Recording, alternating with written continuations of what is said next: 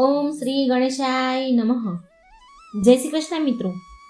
ધર્મ કર્મ કર્યા પછી પણ મુક્તિ કેમ નથી મળતી, એક પુણ્ય આત્માની આ કથા છે મિત્રો. ખૂબ જ સરસ મજાની આ શ્રાદ્ધ પક્ષમાં સાંભળવાની ગરુડ પુરાણમાં વર્ણન થયેલી કથા જરૂર સાંભળજો. કથા સાંભળવાથી, ગરુડ પુરાણ સાંભળવાથી આપણા પિતૃઓને મોક્ષ પ્રાપ્તિ થાય છે, એમને પરમ ગતિ મળે છે, જન્મ મરણના ચક્રમાંથી એમને મુક્તિ મળે છે. માટે મિત્રો આ કથા પૂરી ધ્યાનથી સાંભળજો. ઓમ નમઃ શિવાય. ઓમ નમો ભગવતે વાસુદેવાય. આપણે બધા જ જે વસ્તુ આપણે આંખે જોઈએ છીએ, આપણે માત્ર એના ઉપર જ વિશ્વાસ કરીએ છીએ. ભૂત પ્રેત આત્માઓ જેવી વસ્તુઓને આજનું વિજ્ઞાન તો નથી માનતું, પણ આપણા હિન્દુ ધર્મ ગ્રંથો અનુસાર ભૂત પ્રેત હોય છે. ભૂત પ્રેત વિશે સ્વયં ગરુડ પુરાણમાં વિસ્તારથી બતાવવામાં આવ્યું છે. ગરુડ પુરાણમાં અધ્યાય પ્રેત કલ્પમાં વિસ્તારથી બતાવવામાં આવ્યું છે. આ અધ્યાયમાં રાજા બબ્રુવાહન અને એક પ્રેતની કથાનું વર્ણન છે. ગરુડ પુરાણની આ કથાના માધ્યમથી આ વિડીયોમાં આગળ જાણીશું કે અંતે મનુષ્ય મૃત્યુ બાદ પ્રેત કેમ બને છે, ભૂત પ્રેત શું ખાય છે, ક્યાં રહે છે અને ભૂત પ્રેતોને આનાથી મુક્તિ કેવી રીતે મળે છે. મિત્રો, જેવી રીતે આપણી આ દુનિયા છે, એવી રીતે ભૂત પ્રેતની પણ એક અલગ દુનિયા હોય છે. એ દુનિયામાં માત્ર ભૂત પ્રેત જ રહે છે.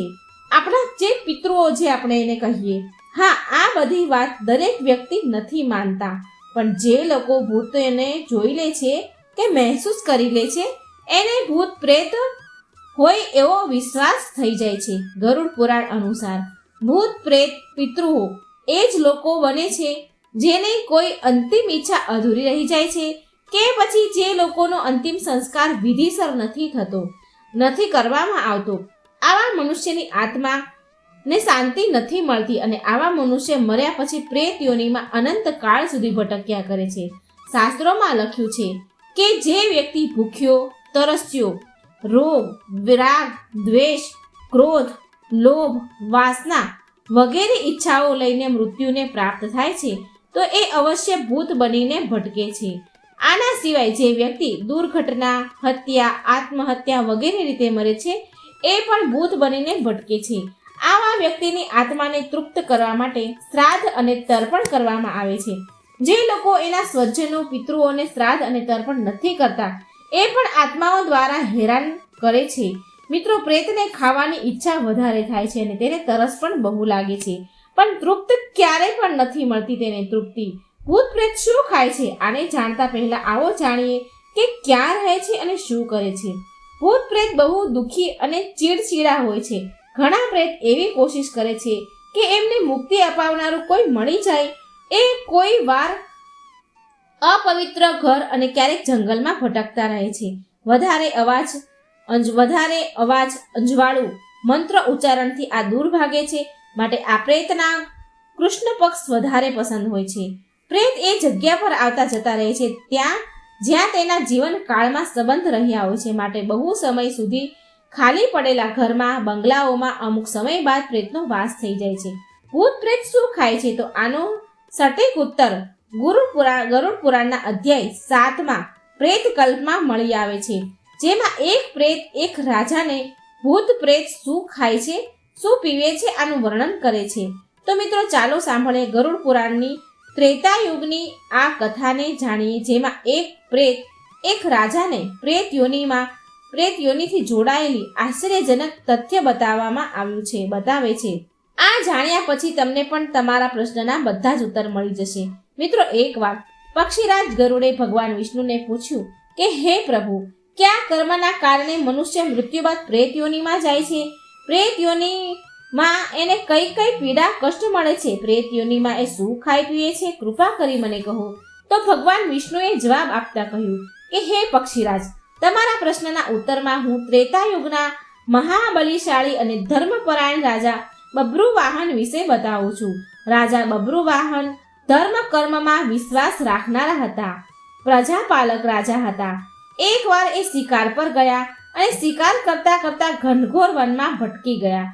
બહુ ફર્યા બાદ જંગલમાં વચ્ચે એક તળાવ દેખાયું. તો રાજા થાકેલા હતા અને ભૂખ તરસના કારણે વ્યાકુળ હતા. એણે જળાશયમાં પાણી પીને સ્નાન કર્યું અને એક ઝાડ નીચે આરામ કરવા લાગ્યા.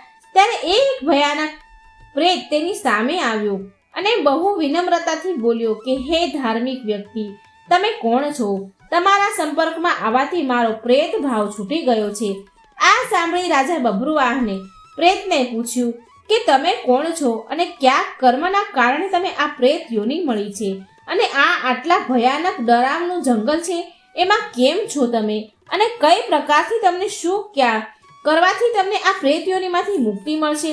ત્યારે એ પ્રેત બોલ્યું કે હે રાજન, જે મૃત્યુ થયેલ વ્યક્તિના અંતિમ સંસ્કાર, શ્રાદ્ધ તર્પણ જેવા કર્મકાંડ નથી થતા તથા જે લોકો અકાળ મૃત્યુ અને પાપ કર્મથી મરી જાય છે એ બધા પ્રેત રૂપમાં અહીં નિવાસ કરે છે અને અતૃપ્ત અવસ્થામાં હંમેશા ભટકતા રહે છે.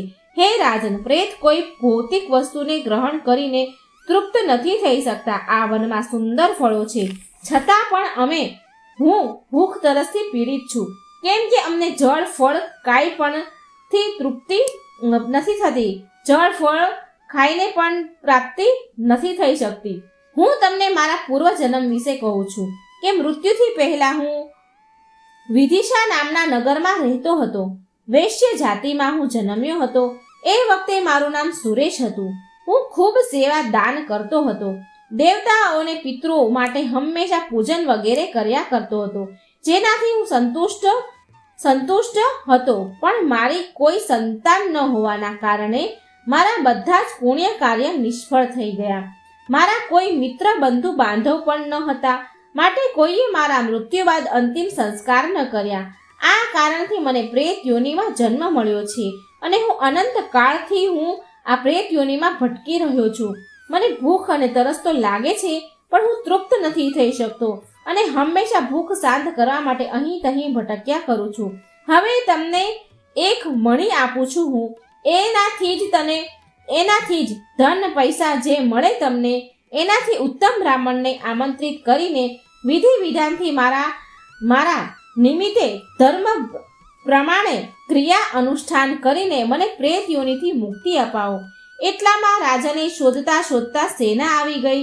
રાજાને શોધતી એટલે રાજા પાછા મહેલ આવીને પ્રેતે કહ્યા અનુસાર પ્રેતના નામથી અંતિમ સંસ્કાર અને અન્ય ક્રિયાઓ સંપન્ન કરી. બધી જ ક્રિયાઓ પૂરી થઈ એટલે એ પ્રેત તત્કાળ સ્વર્ણ સમાન દેહ વાળો બની ગયો. એ રાજાની સામે પ્રગટ થયો અને પ્રણામ કર્યા. એણે રાજા બભ્રુવાહનની પ્રશંસા કરી, ખૂબ ધન્યવાદ કર્યા અને તેના પુણ્ય કર્મના ફળ સ્વરૂપે તત્કાળ સ્વર્ગ ચાલ્યો ગયો. મૃત્યુ વ્યક્તિના નિમિત્ત એના પરિવાર વાળા કોઈ પણ સભ્ય તેની અંતિમ ક્રિયા સંપન્ન કરાવી શકે છે. મૃત્યુના સમયે એને મૃત્યુ બાદ મનુષ્યને તેના સૂક્ષ્મ શરીરનો અનુભવ થાય છે, માટે ભૂખ તરસનો અનુભવ થાય છે, પણ સ્થૂળ શરીર ન હોવાને કારણે તે તૃપ્ત નથી થઈ શકતા. મિત્રો, આમ તો આપણા બહુ શરીર હોય છે, પરંતુ મુખ્ય સ્વરૂપ 3 પ્રકારના શરીર હોય છે, જેમાં સૌથી પહેલા સ્થૂળ શરીર જે આપણી બોડી છે, એ બીજું સૂક્ષ્મ શરીર એટલે કે આપણી આત્મા, આપણો જીવ, બીજું કારણ છે શરીર જેને કેચ્યુઅલ બોડી. આપણું સ્થૂળ શરીર જે શરીર આપણા વર્તમાનમાં છે, આપણું છે, જેને આપણે કાચમાં જોઈએ છીએ. આ શરીર પંચ તત્વોથી બનેલું છે, પણ જે આપણું સૂક્ષ્મ શરીર છે, આપણા પ્રાણથી બન્યું છે, એ એનર્જીથી બનેલું છે. ત્રીજું છે જે કારણ શરીર છે, તે સૂક્ષ્મ તરંગોથી બનેલું છે. આપણું સ્થૂળ શરીર આપણે જોઈ શકીએ છીએ, પણ સૂક્ષ્મ શરીર અને કારણ શરીર અદૃશ્ય છે, જે આપણને દેખાતું નથી, પણ આપણે એનો અનુભવ જરૂર કરી શકીએ છીએ. આપણે વાત કરીએ એ ખાસ અનુભવોની જેનાથી આપણે સૂક્ષ્મ શરીરને અનુભવીએ છીએ. તો સ્થૂળ શરીરને આપણે તો દરેક સમયે જોયા કરીએ છીએ કાચમાં, આપણા અને બીજાના, પણ આપણે સૂક્ષ્મ શરીરનો તો માત્ર અનુભવ જ કરી શકીએ છીએ. જ્યારે આપણે ઊંડી ઊંઘમાં હોઈએ ત્યારે આપણે સૂક્ષ્મ શરીરને અનુભવ કરી શકીએ છીએ. અને ઘણી વાર જ્યારે આપણે સ્વપ્ન અવસ્થામાં હોઈએ છીએ, તમારી ચેતના ઘણા અંશ સુધી જાગતી રહે, તો એ સ્થિતિમાં તમે સૂક્ષ્મ શરીરના દર્શન કરી લો છો. જ્યારે ધ્યાન કરીએ છીએ ત્યારે પણ આપણે સૂક્ષ્મ શરીર આત્માનો અનુભવ કરીએ છીએ. અને જ્યારે કોઈ માણસનું મૃત્યુ થઈ રહ્યું હોય છે ત્યારે એ સમયે પણ અને પછી પણ તમારા સૂક્ષ્મ શરીર આત્માને મહેસૂસ કરી શકો છો, કેમ કે ત્યાં સુધી સ્થૂળ શરીર ખતમ થઈ ગયું હોય છે. ઘણીવાર તમે જોયું અને અનુભવ કર્યો હશે કે તમે એકલા બેઠા છો અને અચાનક તમને લાગે છે કે તમારી આસપાસ કોઈ છે પણ કોઈ હોતું નથી. અમુક સેકન્ડ માટે એવું લાગે છે તો એ આપણા સૂક્ષ્મ શરીર આત્માની જ એક ઝલક હોય છે. તો મિત્રો, ગરુડ પુરાણમાં ભગવાન વિષ્ણુએ સરસ કથા કહી છે કે વ્યક્તિ ધર્મ કર્મ કર્યા પછી પણ એને મોક્ષ કેમ નથી મળતો અને કયા કારણથી નથી મળતો, અને એ પ્રેતોને કે પિતૃઓને મોક્ષ અપાવવા માટે શું કરવું જોઈએ એ ઉપાય પણ ભગવાને બતાવ્યો છે. તર્પણ વિધિ કરવી, દાન પૂન કરવા, ક્રિયાઓ કરવી, શ્રાદ્ધ કરવું, આ બધાથી આપણા પિતૃઓને મોક્ષ મળે છે. તો મિત્રો, વિડીયો સારો લાગે તો ચેનલને લાઈક કરજો, શેર કરજો અને આ વિડીયોને શેર જરૂર કરજો. ચેનલને સબસ્ક્રાઈબ પણ જરૂર કરજો. જય શ્રી કૃષ્ણ. રાધે રાધે. Thank you.